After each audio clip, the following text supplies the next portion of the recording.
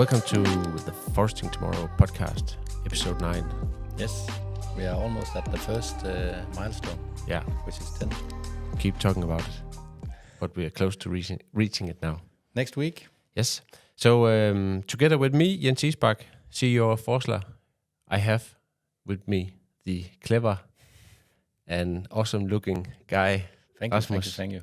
Rasmus Pedersen. Rasmus Pedersen, CTO of Forsler. Yeah. Welcome. Yeah, thank you. Almost as good looking as you, but that's how it is. That's how it is. I was born this way. Yeah. Born awesome. Okay, so today is the 7th of November, and we're in the aftermath of the U.S. presidential election. Yeah. I think is it the 47th. Yeah, right. 47th or 48th. 47th. I think. Yeah, I think you're right. And it seems like it's going to be Donald Trump. It is. It is. He's at least noted now as president-elect, Yeah. and he actually won huge. Yeah. Which at least for me was a bit of a surprise. Mm-hmm. Not that he won, I was actually expecting I think that. for all Europeans. Yeah, maybe. Yeah, but I think it has also some technological interesting things we could talk a little about that. Mm-hmm. But as I also told my girlfriend Gitte, that this election, the U.S. presidential election, is like 10 times more important for us in Denmark than our own, election. Yeah, you're probably right. It has a much huger impact. Yeah, this and then what goes on in the EU. Yeah, in the EU. Yeah.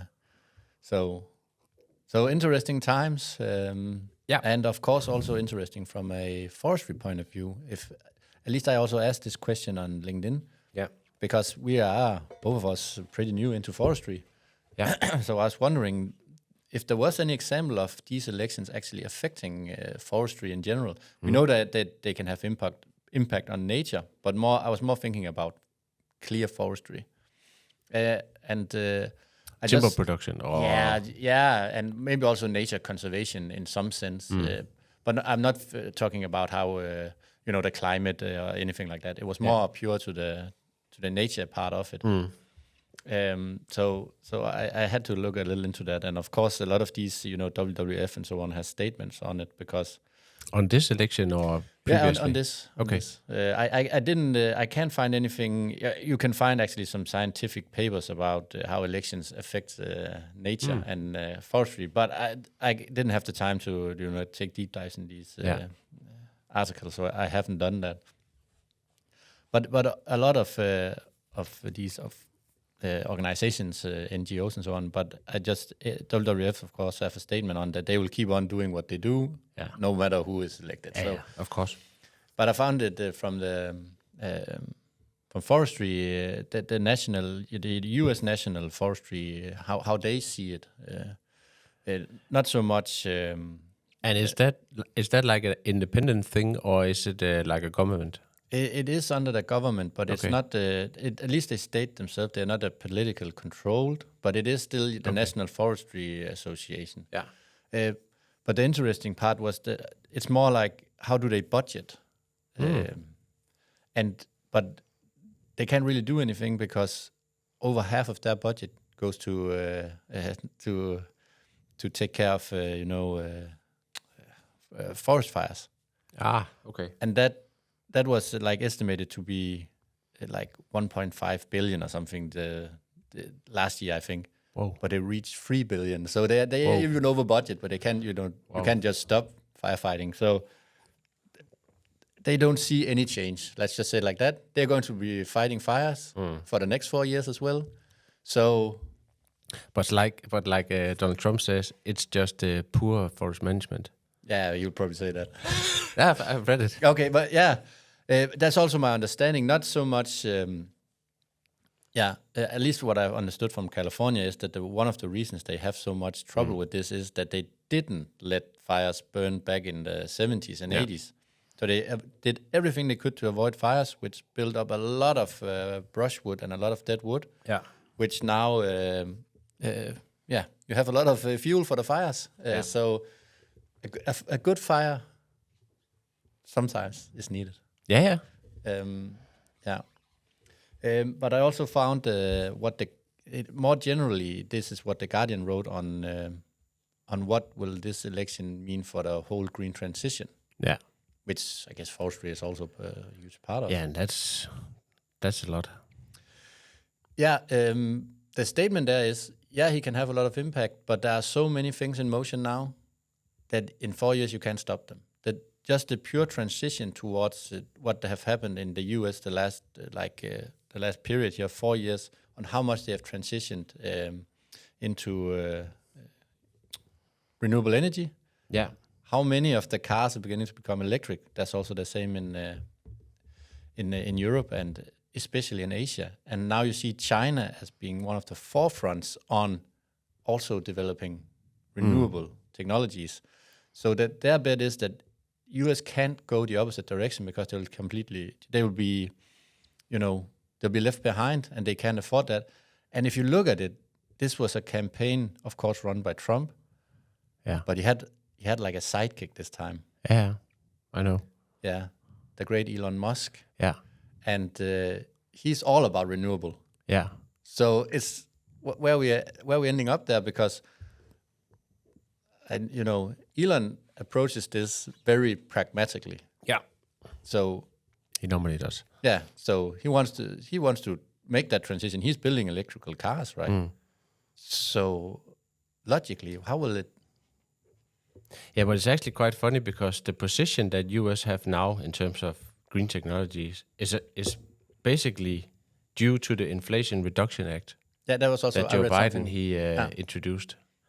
And in this article that I'm looking at, so it says during the campaign, Trump promised to terminate the Inflation Reduction Act and rescind all unspent funds. Yeah. That's also, what I've heard, and a lot of more money will go into oil again and so on. Yeah, the drill, baby, drill. that's the title of this article. I gotta love that at least. And of course, I think a lot of people are a bit afraid about this Paris Climate Agreement that he'll once again leave. Yeah, exactly. And there's a lot of organization and so on so there's rapid change going on, and we cannot just remove 4 years again.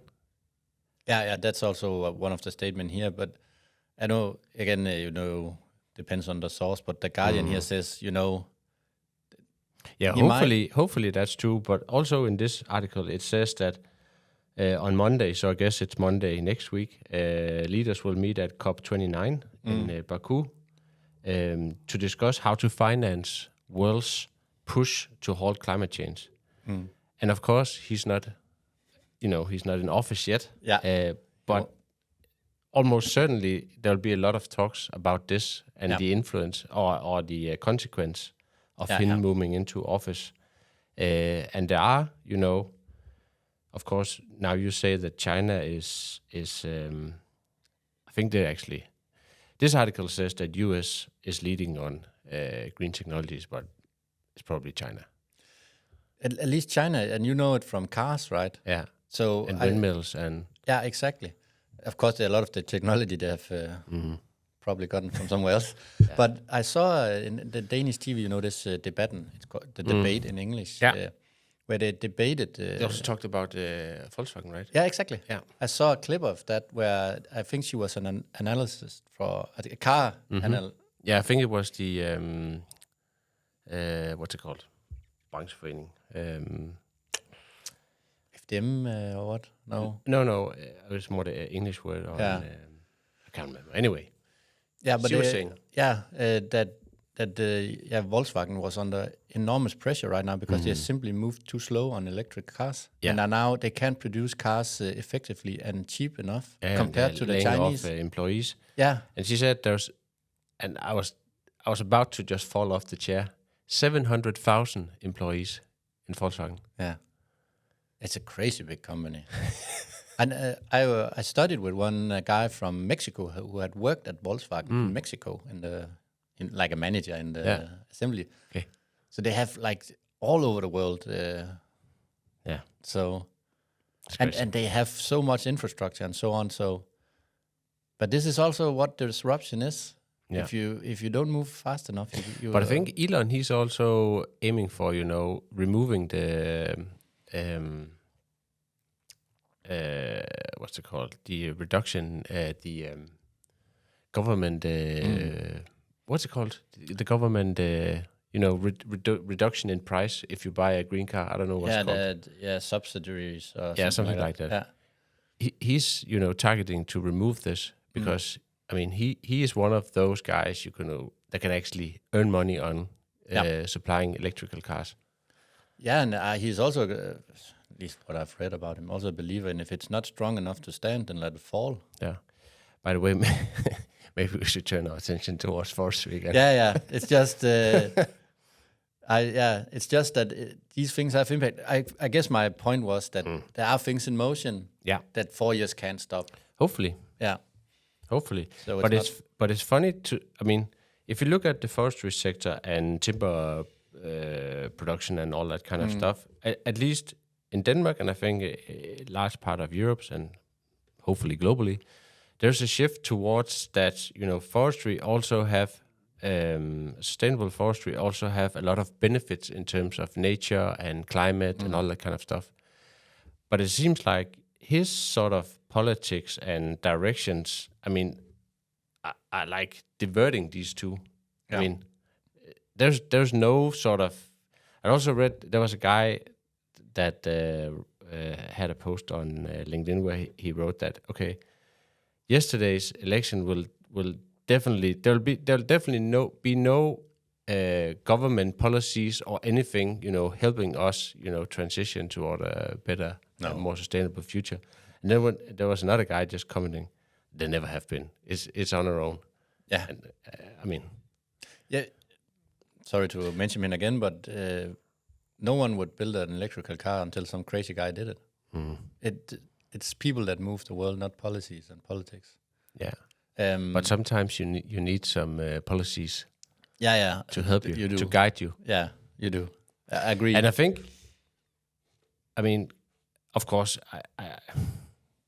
none of us are Americans and know what it's like to live in US. But I think it seems like the Democrats, it seems like they don't understand what's concerns and what's troubling ordinary American. Yeah. And the cost of energy and the cost of living. And I was just thinking of this because I've just bought an electric car, and now I monitor the electric prices all the time to figure out when to charge, right? And at the moment, it's everything is covered with clouds, and there's no wind, so electricity is expensive. And then made me think because, sometimes it's actually, you want to do good and you want to conduct yourself in a way that, especially we also talked about this when you get kids, conduct yourself in a way that's good for them and the environment and everything. But, bottom line, you also need to pay for that. Yeah. And of course it will, totally. That's just human nature. First of all, we survive, then we do good things. Yeah. But and think that in a context of the US. So we are from Denmark. We can't fall that far behind or down, No. We have a pretty good safety net under us. But you don't have that in the US. So of course that will mean much more to people that don't have that. Yeah. So I've also guessed that they completely misunderstood their opponent or the situation. Yeah, and what's really troubling. Yeah. The majority of electors. Yeah. So, okay, but I was also looking into this, and I found this article on New York Times. So the headline is: the Trump administration rolled back more than 100 environmental rules. Here's the full list. Jesus. Yeah, and it's everything from air pollution and emission, drilling and extraction, infrastructure and planning, animals, water pollution, toxic substance and safety, and the list goes on. And I won't go into details, but there was one in particular. Yeah. So cut critical habitat for the northern spotted owl by more than 3 million acres in Washington State, Oregon, and Northern California, opening up the land to timber harvesting. Okay.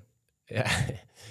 So that's like at least with my perception of modern forestry, that's like a weird thing going on here, because of course you want to produce timber, but the general sort of belief at the moment is that we need to protect nature and biodiversity, and it sort of goes both directions. This one, cut it down could be like drill, baby, drill. It's like exactly. Cut, baby, cut. And there's all kinds of So I think from a sort of nature point of view and also climate point of view, it's not the best. No, definitely not. I would like to see how much impact it have that they removed those 100 rules, because sometimes rules are also just there. But and to be fair, he has been pretty clear about it. Yeah, he doesn't really care much about it. No, and as you just said, maybe a lot of Americans care more about getting food on the table than the climate. Unfortunately, it's hard to think about the climate if you're not hit directly. So, I know some are in US. Yeah, and that but it depends on what you believe. Yeah. That could be. Someone also believes that it's the Democrats that control the weather. Yeah. No, that's it. Let's not go down there. Yeah. It can go. There's a rabbit hole there. Yeah. So let's see. Yeah, let's see. As I've read Obama's, biography, as he says, you only have one phone and one pen. So it is limited, the damage you can do in 4 years. But let's see. It's interesting times. Yeah. Okay, let's stop it there. Yeah. And agree. I was actually planning on starting with this, but then it turned into this. But anyway, I have, and it's not, it involves trees, so it's okay for this podcast. But listen up. So let me see. So often we talk about advancement in computer and AI and all that kind of stuff. Yeah. And then at the other day I was on X, probably just looking at a reply from you or something. But something funny came up. There was a guy that was really excited, and I was reading what it is.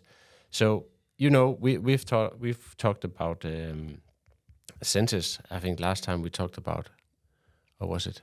Yeah. Jesus. Anyway, so we have 5 basic senses. So touch, sight, hearing, smell, and taste. And of course, sight and hearing, computers can do that stuff, right?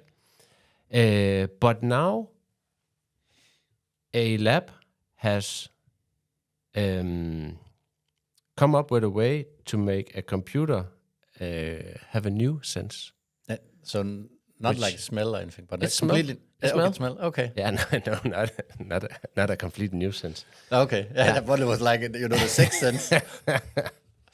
No, then we need the woman. Yeah. Yeah. So it's Alex Wilshuk. I don't know. That's so. What does it say? So he's a CEO of Osmo Labs. So he wrote, well, we actually did it. We digitized scent. A fresh summer plum was the first fruit and sent to be fully digitized and reprinted with no human intervention. It smells great. So apparently they've taken a plum and blended it and put it into a container, and then they have a computer, some AI stuff, and a lot of clever things. And then they look at the molecule in the scent. Yeah. And then they have been able to reprint these molecules in a new liquid. Okay. That smells exactly like the blended plum. It's cool. But it's really cool. I think stuff like that is much more scary than AI and stuff. Yeah. So when you say printed, do you know what it means? I don't know what it means, but of course we can find out. But the essence is that they have like a new liquid that smells exactly like a physical thing a computer has analyzed. Yeah, okay. So at first I was just, looking at it from a sort of pure, okay, this is interesting. And then I was reading it, and then it made me think it's actually quite scary, as you say. Yeah, Now a computer is capable of smelling things. Yeah. Because, of course, the proof of it smelling things is the liquid with the smell. Yeah, then it can identify it. It is just for us to understand. Yeah. But it can actually smell now. Yeah. And on this Osmo page, there's osmo.ai. It actually, I haven't read the article, but I saw the headline. So AI can now authenticate sneakers by the smell. Jesus. And the sneaker market. Yeah, and I know that's huge. Yeah, it's funny. Yeah. It's really funny. So and just also, let's say that you had to lose one of your senses. Mm-hmm. Oh, what would it be? You could choose. If I could pick, yeah. I don't know the impact of losing smell. No, I was just now thinking. Yeah, I'd probably smell that I would lose because I would like to hear and I would like to see things. Yes, definitely see. And touch, that could be, I don't know, if you lose that probably also be a problem. At least if you touch something that's hot. Yeah. Or really cold. Yeah. But I guess all our senses are added to help us. Yeah, they're there for a reason. Yeah, it's of course, if you eat bad food, you can't smell that it's bad before you eat it, but maybe you can taste it, yeah. Yeah, but you have the mince tolbar too. I don't know what's the last... good before or something, I don't know. Before date, yeah. Okay, so I thought that was funny. So now you can't even fart in front of the robot. No, the computer will detect it. Ah, damn it. Yeah. Okay. Yeah. So moving on. Yeah. Moving on. Okay, so for this week, so we'll continue down the center road.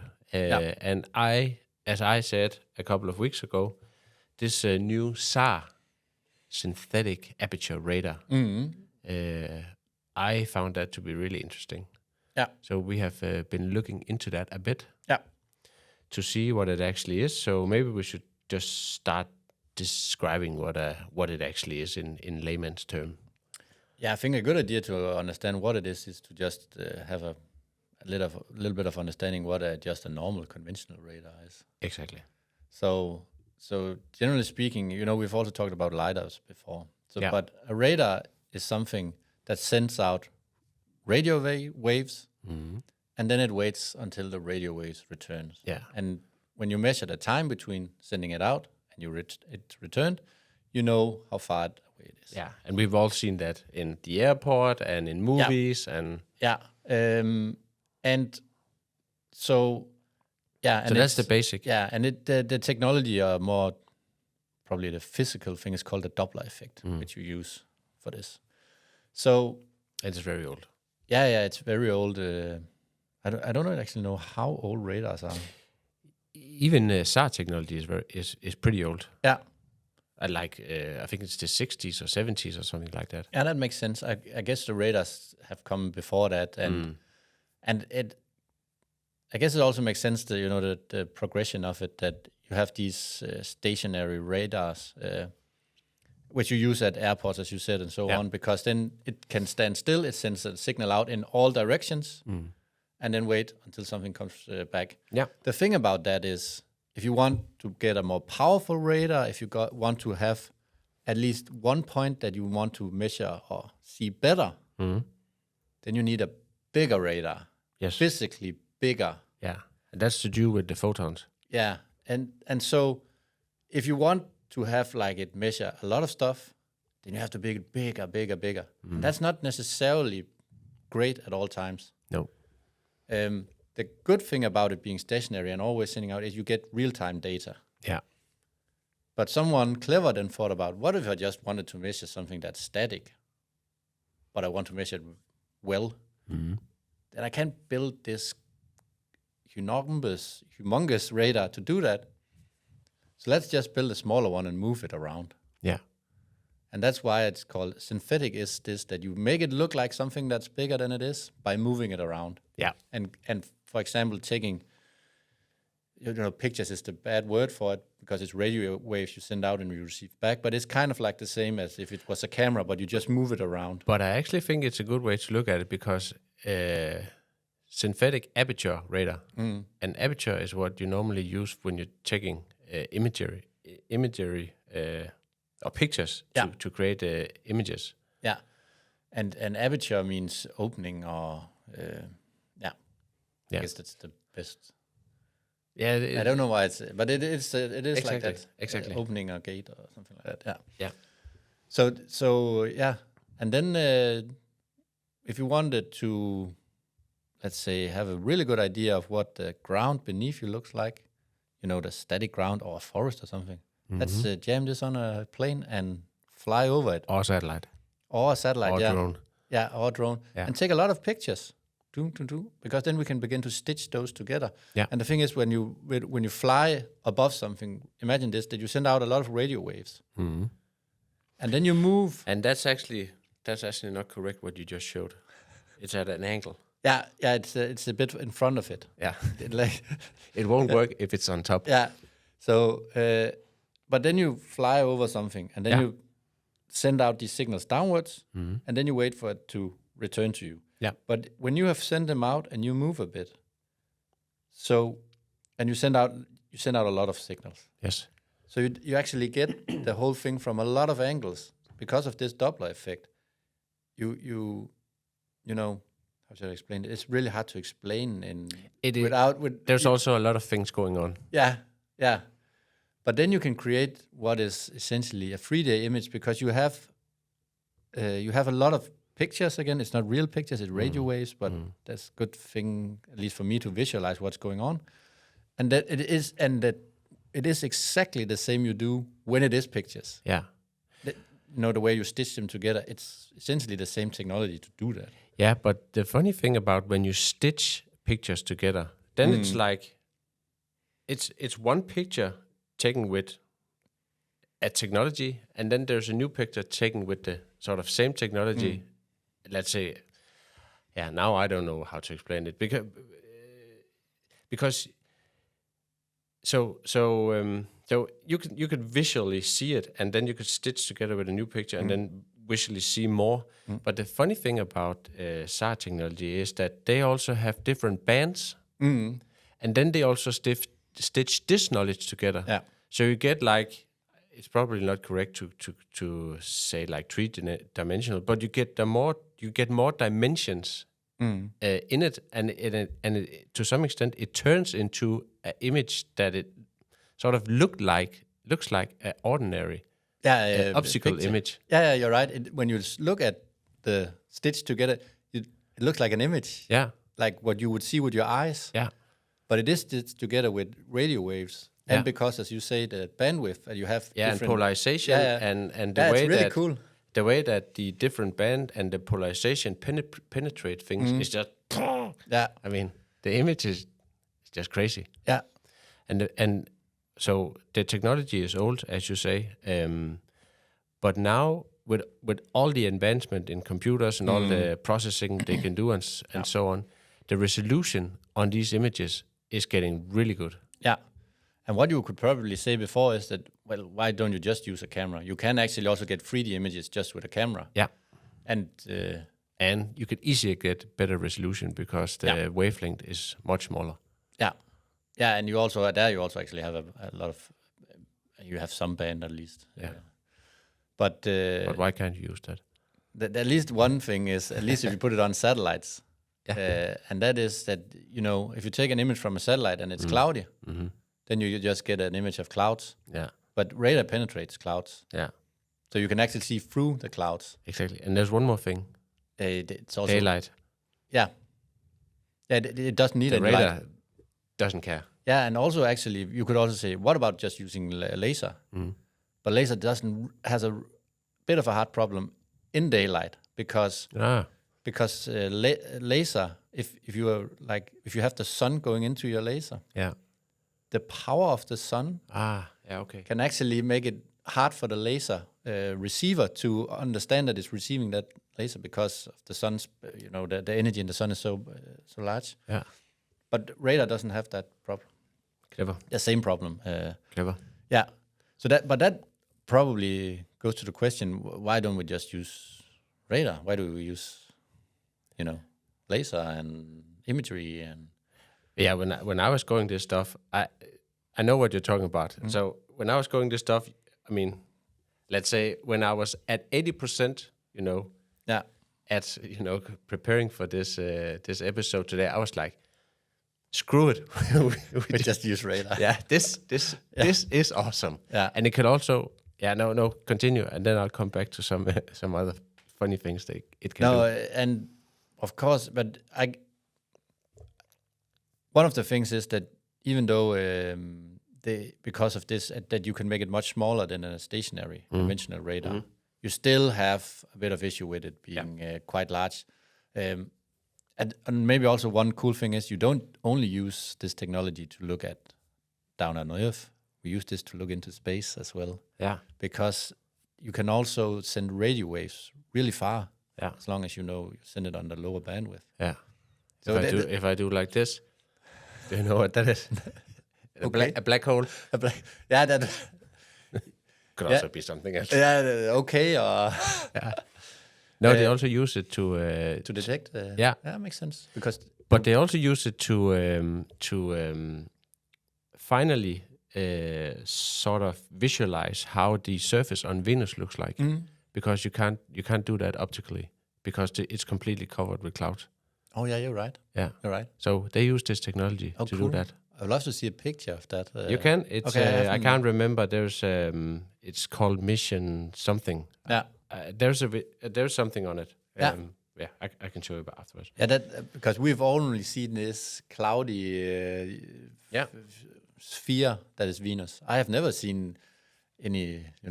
We have seen from the moon, right? Yeah. We know that is cratered. We've seen something from Mars, also with craters and so on. But I've only seen images of Venus like the other.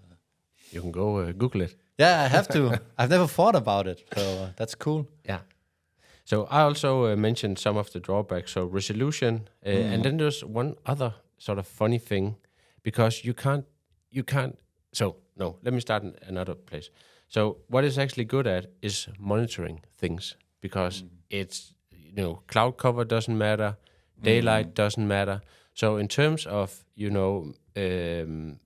being able to monitor vegetation, forest health, deforestation, afforestation, harvesting, illegal infrastructure, wildfire, pest, all that kind of stuff, where we would like to just continuously monitoring. Yeah, so being on a satellite makes a lot of sense. Yeah. And this is the technology for that. It makes total sense, because you could also, when you conduct your analysis so often, and by using the different bands and polarization and all that kind of stuff, you're also able to detect which crops it is, which species it is, because you continuously have all that kind of data available. But what it doesn't what it can't do, so in terms of moving objects, it won't work. No, it's not fast enough. Yeah. I can actually remember when we were at Nilfisk doing the autonomous robots, there was there's always a discussion about technologies, LiDAR, cameras, and also a discussion about radar, because some of the automotive companies build radars into theirs. Yeah. Again, because they can look through, it's not clouds, what's it called when it's diesel. Foggy. Mist? Foggy. Yeah, foggy, like that. But that radar, again, has its advantages. Yeah. But back then, at least, that made me think of when they... we need to talk about the Mercedes S-Class. Okay. But back then, they weren't fast enough, and they were not. It was pretty good on long distance, but not nearly precise enough on closer distances.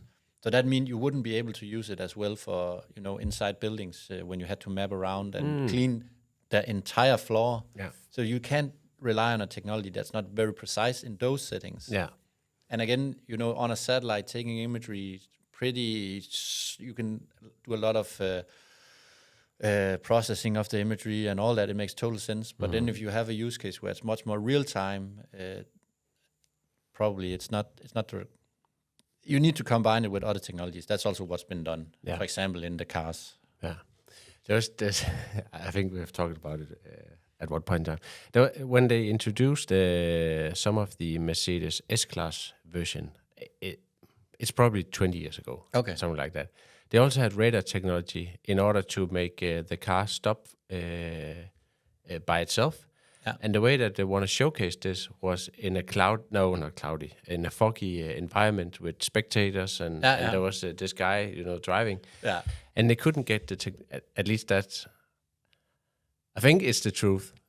Anyways, the result is the same. So they couldn't get the technology to work. So they had something in the earth to sort of let the driver know when to brake. And he sort of messed that up. Oh no! So he drove into something. It was probably in Top Gear. I've seen it. Yeah. So he drove into whatever was in front to prove the technology worked in front of the world press and all that kind of stuff. Oh, yeah, horrible. That was just a side note. Okay, one more funny thing that I found with this SAR technology, they can actually.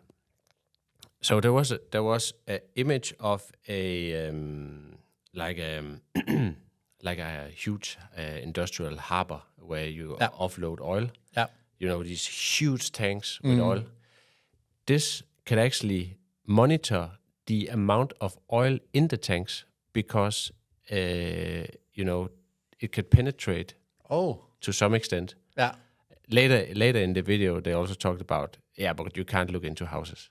That's not how it works. I mean, what's going on in the house, but they could penetrate these oil tanks and then measure the volume in the tanks. Isn't that crazy? Yeah. Also, given that probably the tanks are metal, and radio waves don't really like metal. I don't know. Yeah, but there could be. Right. I'm not sure exactly how that worked. No. But there could be something about how they resonated. Yeah, maybe something like that. Maybe. We could look into it. Yeah. There was also this, it's not called TUG University. What's in Switzerland? You mentioned it when we talked about... ETH? Yeah. There were, they I think it was ETH. They had placed a SAR radar on a drone. They flew over a sand, like a volley field, where they have placed some metal underneath the sand, and it could detect them. Yeah, like for detecting that could be mines. Or Exactly. Yeah. Cool. Yeah. I know, again, back to the Aalborg University, that's also at least 20 years ago, they had a project where the project was actually controlling a drone with what's called a slung load. So that's a load in a wire. Yeah. And that's pretty hard because this will move. If you stop the drone, that will... So it's a bit of a hard control problem. Sorry. We had that on our bachelor project. Yeah, right? You did. I didn't. You did. Oh yeah, I did something else, but I remember that you did the slung. The crane. Yeah, the crane. Yeah. So just imagine a drone being the crane. But the idea, the project was to have this metal detector, hover just above the ground to detect the mines. Yeah. But that was a metal detector. Only so I don't know how much better this radar stuff is for it. There's been a lot of projects of detecting mines. It's actually a huge problem in large part of Africa, especially. Yeah. Guess don't we still have an area in Europe, in France, that's called like no man's land or something? Because there still is an issue with a lot of from World War II. I think I'm not sure. It could actually be all the way back from World War One. Okay, but there's this space where there's a lot of Yeah. So yeah, did you know how big the drone was? Because from ETH, but ETH does a lot of work on drones, so it could definitely be those guys. Yeah, but it was like what's some of these larger DJI drones? You know that could actually take. Yeah, you payload? have one of them is like this 6 propeller thing. Yeah, but what about it? But I don't think DJI don't build the really big ones. No, not Inspire. That's a completely another one. I can't remember. No, that's but it's one of those you could actually buy. Yeah, okay. Okay, so we covered. Did you know that there was a project for detecting mines in a field which was spreading seeds, genetically modified seeds from some weed, and if they got in contact with explosive, because these mines leak a little explosive out into the ground, then they would turn red. Okay. Yeah. They didn't have a lot of success with it. You know, it takes too long, right? But it was kind of, I like the idea. That's funny. So then you can, that's green, that's red. Oh, don't go there. Yeah. That's funny. Yeah. That's funny. So what else? I think I have most of what I wrote for this. I had technology. me as well. I think we have covered it. I think it's really interesting with this. I really like that. Generally speaking, it would be nice when these satellite data becomes more widespread, easier to get hands on, and easier to maybe have them when they have been pre-processed a bit and stuff like that. Yeah. So maybe we should have said this in the beginning because we have talked about a lot. So here's the conclusion of this week's episode. So when will you? So what could it be used for? Yeah. So that's what I mentioned. So it's for monitoring vegetation, forest health, deforestation, afforestation, illegal harvesting, illegal infrastructure, wildfires, pest attacks. Stationary things that you need to monitor that could actually be, it could be anything. And so how would you see this technology? We haven't talked about that. Well, how it enters into forestry? Or like ordinary forest manager or forest owner. When will they sort of see this technology in motion? Or how will they see it in motion? Yeah, given that you also said that you can actually, identify down to 3 species and all that, I think so. It seems like that technology is there and ready. Yeah. But at least seen from our point of view, it's still too expensive for us to get access to. Yeah, we haven't seen it. No, exactly. And at least from our knowledge, please correct us if we're wrong. Yeah, and if you have something, give it. Yeah, please do. So that is so. For the foresters and whoever works with forestry to actually see an impact of this, you need to see the tools they use, have access to it, and be able to implement it. You see a lot of these. You can, we at least we hear a lot of them and see them on the internet. I don't see a lot of tools actually that says that we monitor deforestation. We do this, we do that. We carbon whatever. Measure everything and so on. But you're right. It doesn't seem like these tools goes into the hand of foresters. No, it will be services that companies like us can acquire. Yeah, and we provide. Yeah, I agree. And it doesn't seem like we are completely there where it's just off-the-shelf products we can take and then implement something on top of or just directly into our product. So how far are we from that happening? That's a good question. There needs to be a business case, right? And as it is right now, from my best knowledge, is that it's still too expensive for us to get access. Yeah, I think it depends on what's at risk. I mean, for wildfire detection and probably also the use case for using it in agriculture, I think is better, probably. Or the business case, sorry. Yeah. And then the other way that I think, let's say, normal people could see this is actually, either through government programs that monitor stuff, or like EUDR, where you need to monitor deforestation and sort of those big schemes, or and deforestation and all that makes all the sense, because that's actually countries that pay for it. There doesn't need to be a really good business case, but given that they're already flying there and doing a lot of stuff, maybe just give us access to some of it so we can do something with it. It's clear if we have to pay, like, this is just a number, let's just say it costs us $10,000 a year to have access to something. We need to be able to justify that. Hopefully the prices on this will come down and services around it will be built. Maybe even it is services managed by countries or whatever. So I just wrote Copernicus SAR. Yeah. Because we haven't actually... Sorry, I haven't checked at least before we did this episode. So maybe there is actually something free that we could play around with. Maybe, yeah.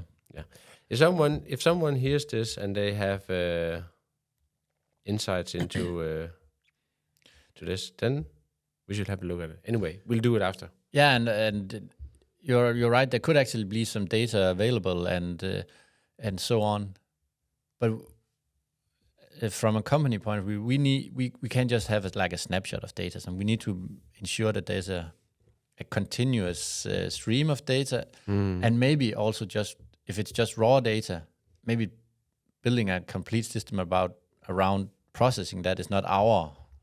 So let's see. It's interesting to see how much will go on here, and also just given that more and more satellites are entering space, hopefully prices will drop. And